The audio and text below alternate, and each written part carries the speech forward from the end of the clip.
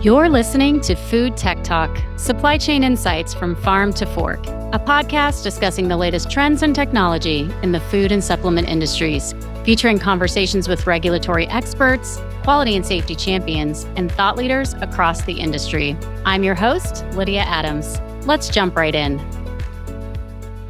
Welcome to another episode of Food Tech Talk, Supply Chain Insights from Farm to Fork. Today, we're delighted to welcome Dr. Vera Petrova Dickinson, a seasoned global leader in food safety and quality management with extensive experience at companies like Disney, Mondelez International, Mars Wrigley, Danone, and Sargento Foods. Vera is the founder and CEO of Innova-Q, a company that is revolutionizing food safety and quality by integrating cutting-edge technologies such as AI and predictive analytics. With a passion for driving innovation in food safety, Vera has built her career around transforming processes to ensure safer, higher quality food products across the globe. Welcome to the show, Vera. Thank you for having me. So I'd love to hear more about your journey in food safety and quality management and really what inspired you to start Innova-Q. Yes, thank you for the question. Well, my journey is quite ordinary. I started as a food microbiologist over 2 decades ago. As you mentioned, I worked for incredible companies and was very lucky to have incredible experiences and being led by remarkable leaders, I would say. The interesting part about this journey is that I actually found that no matter the size of a company, our challenges within the industry, within the food and beverage, and then later I learned not just food and beverage, but any manufacturer, is very similar. And that is because of antiquated technologies, we're not capable of governing food safety and quality practices very effectively. The challenges is that we're awfully reactive, as you know. There were no opportunities for us to implement really predictive capabilities, which of course we're going to talk about today. We're in a better place with this new technology coming to us. And I just felt like myself and my teams were on the same cycle, of react, firefight. And I felt when I started looking at other functions and how they're leveraging technology very successfully, learning more and more in the last decade about AI, I just saw very clearly how we, in our field, can really successfully deploy this technology to help us. And so about 2 years ago, when Gen AI actually came to the market, I decided that it was time for me to leave the comfort of corporate world and take all of my learnings to start building solutions for the industry that could be helpful for the small and the bigger guy in controlling quality of products. Really, our ambition now is to bring modernization to food safety and quality practices.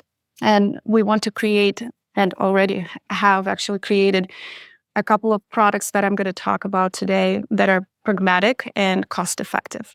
And that was kind of at the heart of the ambition. Like I said, we want to provide this technology to the entire industry. So it means anyone can afford it. So yeah, this is where we are. We're in Austin, Texas, in the Mecca of technology. And I was very, very fortunate to find a very capable team that is actually bringing my dreams and my ambitions to reality.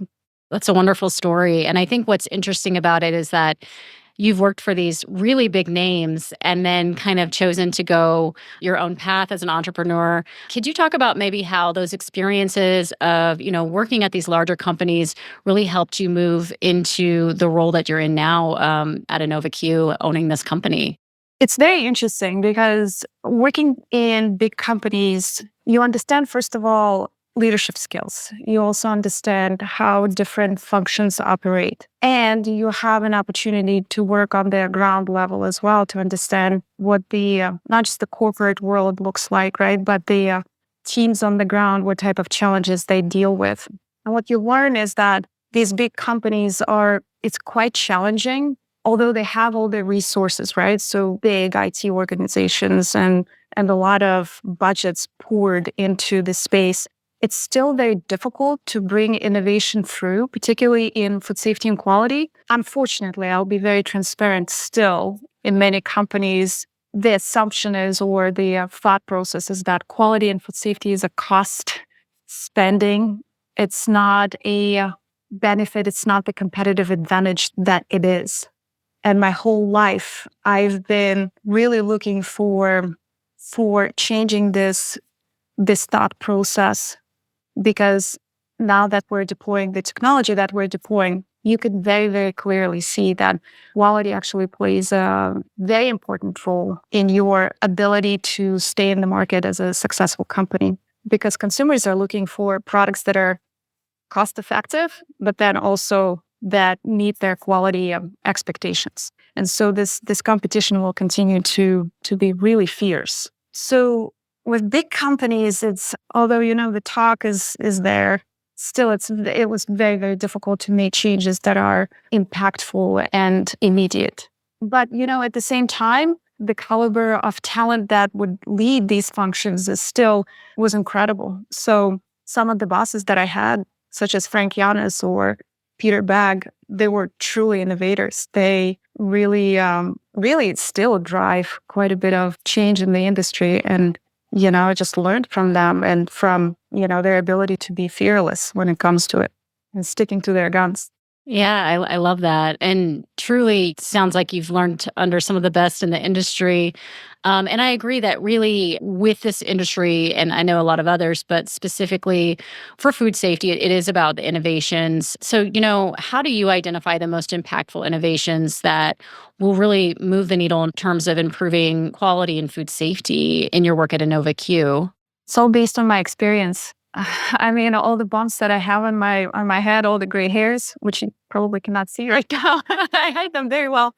It's all that experience kind of brought me to where we are at the company. And where we are is that we need to create, like I said, pragmatic solutions that are easy to deploy, that they're affordable, that don't require extensive training from the teams either. So I have always, for the last probably 10 years, have been focused on looking at the data that we have internally and trying to make sense out of what it means holistically. And it was very, very difficult to do when you don't have the systems or support like AI, for example, that can aggregate everything in one, right? And give you the data insights that you so need when you are particularly in a very high corporate leadership role. So what I've always wanted as a leader is what I'm bringing to the market right now. And what happens is that, as you know, for any entrepreneur, you want to find a solution that has a perfect market placement, product that is coveted. And reality is, I was not the only leader, and still not the only leader, who needs to understand what's happening across their network, who needs to understand it very deeply, but also needs to be one step ahead of the game. So I've always tried to find solutions that allow me to be predictive. Of course, without AI, it's impossible. So the changes that we're bringing through generative AI and AI are really paramount. We've got now, for the first time ever, besides forecasts, we can start building correlations between different KPIs. How does sanitation, for example, results impact your ultimate product quality, or increase or decrease of certain consumer or customer complaints? How does it impact your future yield, product yield? That's incredible. Like, you finally have the picture. You can talk to the business about the really true impact of food safety and quality practices that right now we're looking at as a cost, as a benefit. Give me more resources. Allow me to do my job better, say in sanitation, right? Or build a better equipment right now, invest X number of money right now, you will get X amount in return.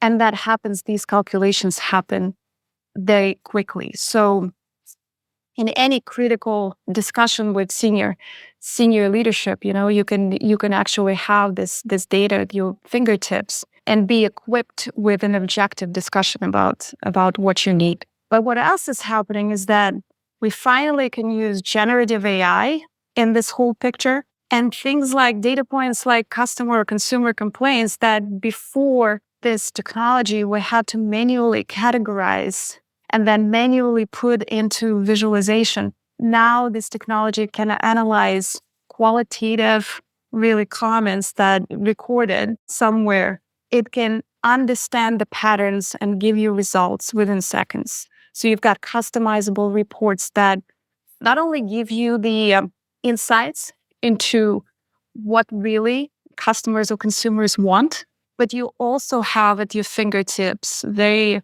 comprehensive list of what out of that feedback from risk standpoint is the most important to you and what type of actions, recommendations on actions you should put in place to improve the situation. So that's like mind-boggling, right? We've never had this before. So it is truly, when you said we bring revolutionary solutions, it truly is a revolutionary way of how we're going to be looking at quality and food safety.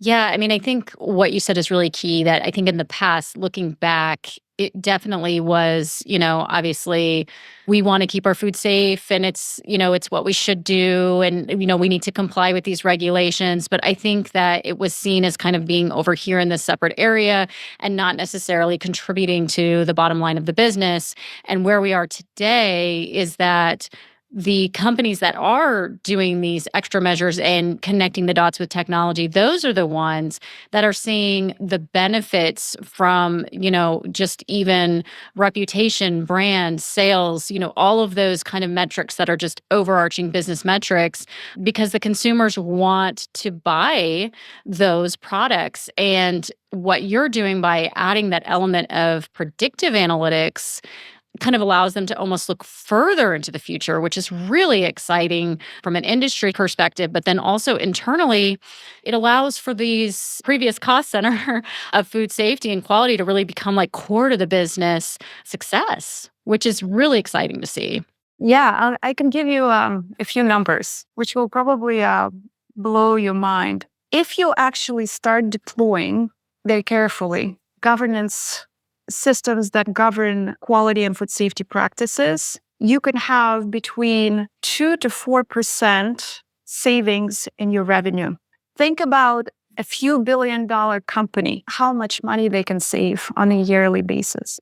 And that is just by putting together all the critical to quality and food safety data in one space. I'm not even talking about your ability to deploy generative AI and building forecasts and pinpointing when an issue can potentially happen so it doesn't blow out of proportion. This is just direct savings that you are looking at, that we are estimating based on our clients. So this technology is breakthrough. I mean, to me, if you were to ask me what the future looks like, right, and how do I evaluate this whole space, I think companies that will not use this technology is going to be outcompeted. Because I go back to that. What does a consumer want? The consumer wants a cheap product with the highest quality. Those are the two attributes that they're looking at. And for some reason, we're just, I don't know why we are just, we have to switch our brain to really look at the superiority of this quality related to the product. Yeah, and I think that's a really good point. Like, I sometimes see hesitancy for something like AI, like, introducing that into your business. And I think a lot of it just has to do with a lack of understanding of how to do that. So, what advice do you have for companies that are, listening to this, food safety, leaders that are sitting there going, this is what I want to do, but like I'm having trouble just getting this going and getting the adoption internally for an AI-driven solution? I can actually give you some tangible examples of journeys that we went through with some of our clients, because it is a challenge, because we are dealing with like early innovators who probably experienced AI in their personal life and then saying like, yeah, it has, like, it's amazing. So let's give it a shot. And the way that we're approaching it, we're actually starting with relatively simple deployment of relatively simple solutions. So we have right now two very ready for deployment products. One is called Into Knowledge Center, which is a generative AI product, and it's built on a comprehensive set of FDA external requirements and regulations and tools. And so it allows companies to work with compliance requirements and build them in their design of their products or design of their facilities very, very easily, and then build it into their daily life. So you have an interactive tool that evaluates a very complex set of food laws, provides you the insights with all the relative citations, all the recommendations for next steps that you can just plug and play with, right, within seconds. It can create for you a standard operating procedure or do a hazard assessment very effectively. So that tool is very, very easy to deploy. It's almost, within a month, you can also combine it with your internal requirements, your company's requirements, and then your teams can start using it in their daily basis. So that one is what we always recommend to start with. Just play with it. Just get a taste of what that technology can do for you on a daily basis. I'll tell you on my personal example is that it becomes so addictive. It's like, do you remember the time when you had to calculate everything in your head and then a very advanced calculator came to be, right? Now, do you ever do something complex math in your brain? No, you're going to pull your iPhone and do it. And Google Maps, you cannot imagine your life without them. So the same happens here. So you can break the ice with a relatively easy to deploy product and then allow people to understand what it can do to their data set, to their predictive assessments, so they can see tangible applicability. And we deploy the more complex product, which we call quality performance forecast, in examples of one plant at once, and then another plant. And then people start talking in the network, and they start getting so excited about the product that it becomes contagious. So my recommendation, start small, allow people to see the power of technology, and it becomes so incredible that it becomes the talk of the year.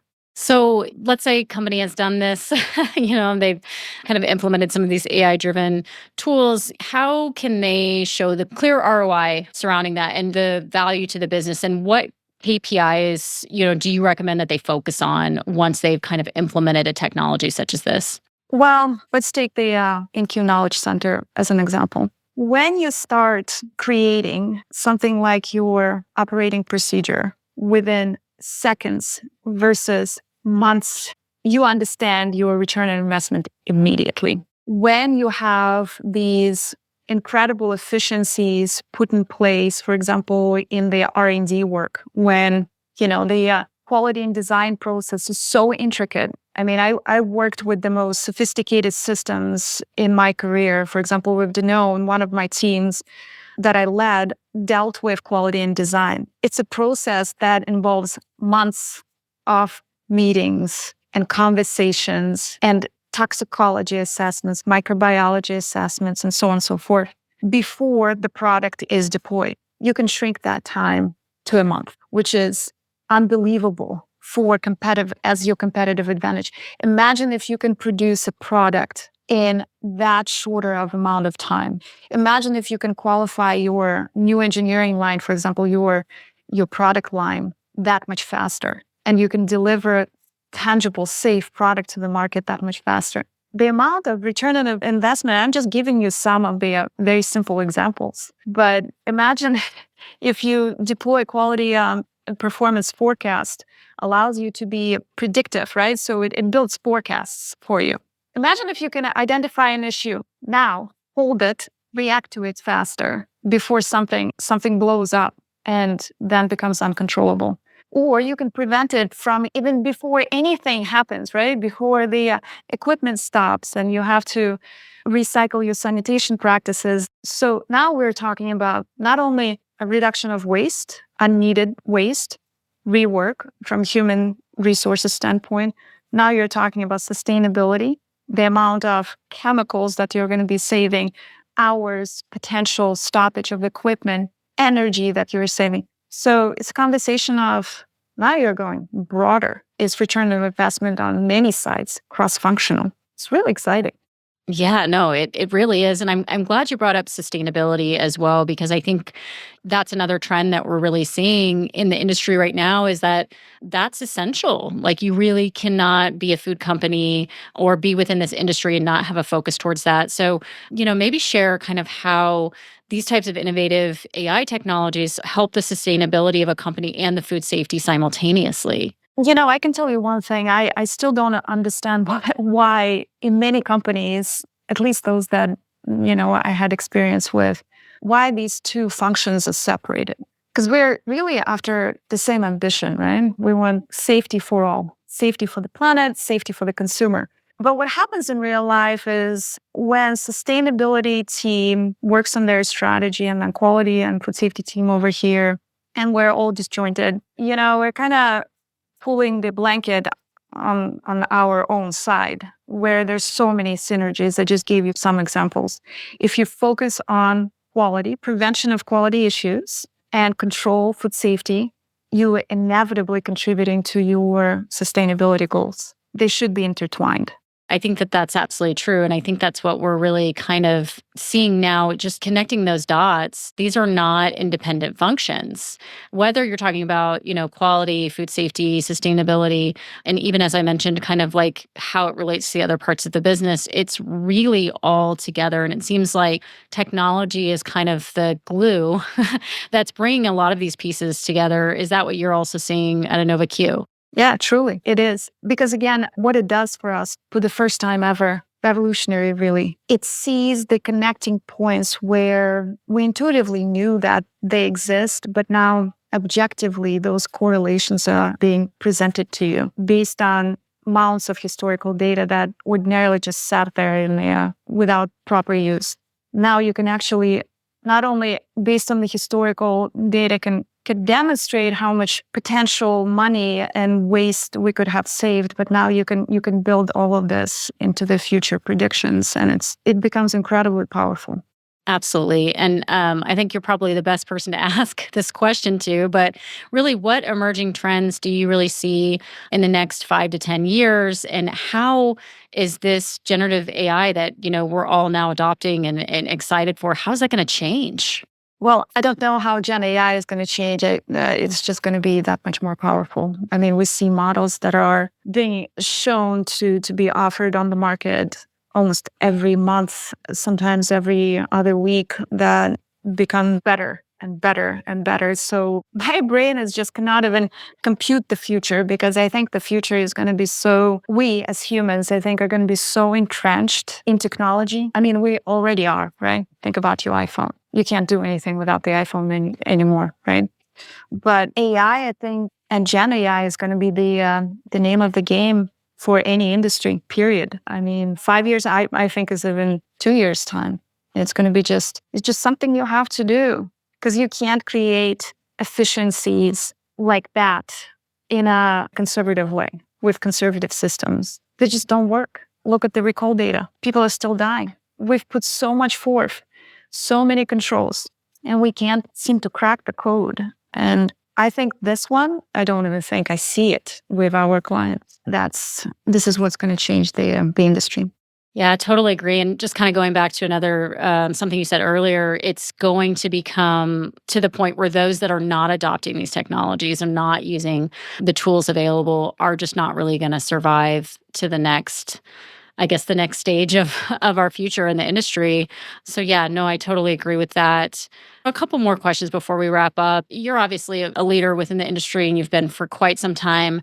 You've created Innova-Q, you've made a large impact. What legacy do you hope to leave in this industry? It's a good question, because what's fascinating to me, it hasn't changed in 20 years. When I was graduating, actually, even when I entered my PhD program, it was still the same. I do not want to be a waste. What I mean by it, I want to positively contribute to humanity. I really believe that we deserve, as consumers, safe products.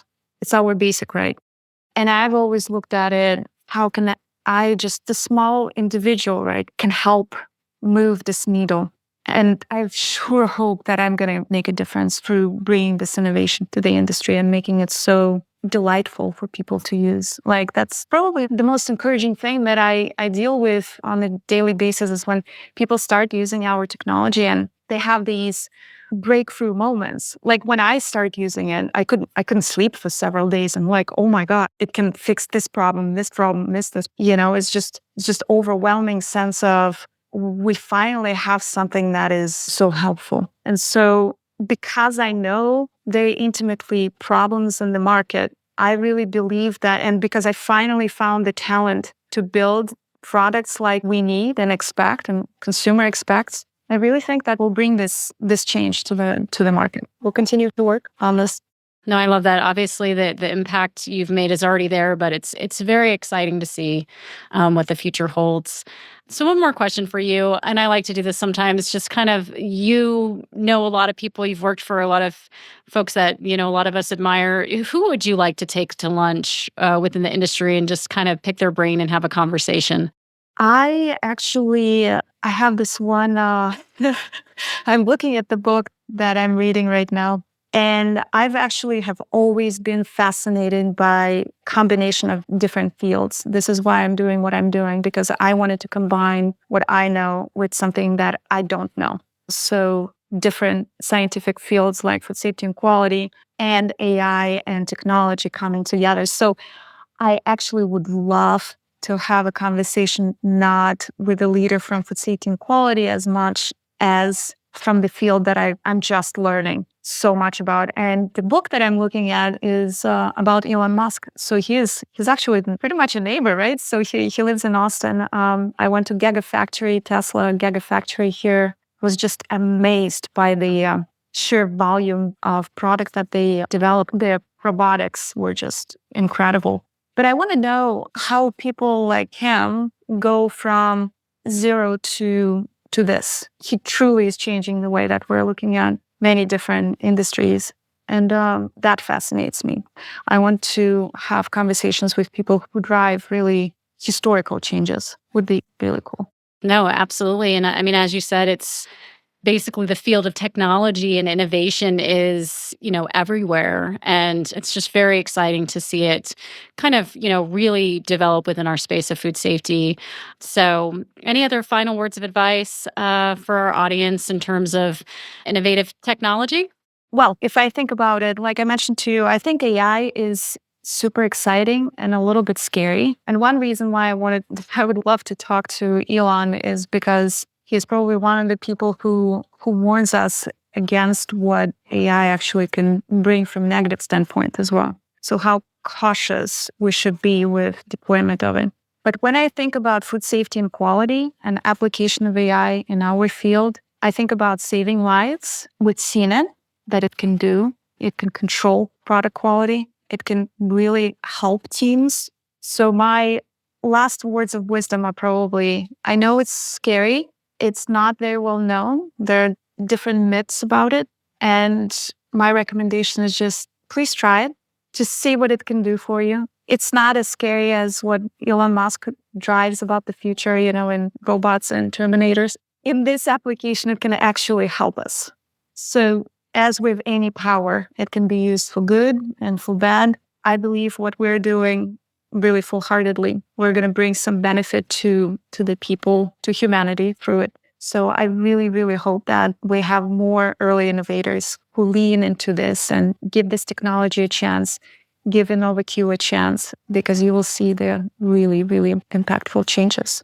Well, it was so nice, Vera, to talk to you and to speak to another Austinite on the show. So thank you so much for joining. Thank you, Lydia. And for our audience, make sure you subscribe so you don't miss any episodes. And thanks so much for listening. Thank you for joining us for another bite-sized nugget of food tech talk, supply chain insights from farm to fork. To learn more about Trustwell and its technology platform that connects product formulation, nutrition analysis, and compliant labeling with traceability, recall readiness, and supply chain transparency, please visit www.trustwell.com. Thanks for listening.